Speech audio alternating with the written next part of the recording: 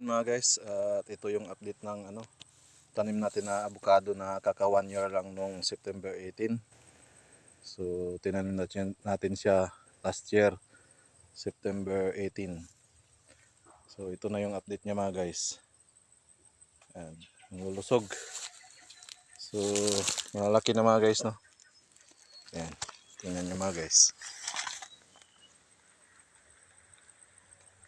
Ayan, lulusog mga guys.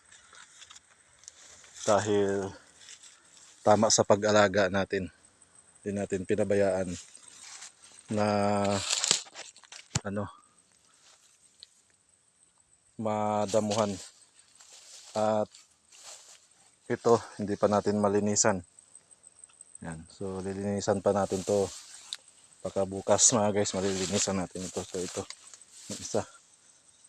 Yan, marami ito mga guys. Yan, dito yung isa mga guys, oh. Ayan, so hindi na natin isa-isahin pa mga guys para hindi na humaba yung videos natin. Hanggang doon ito sa taas mga guys, hanggang doon, punta doon ito. Yan, so yun lang mga guys. Maraming salamat.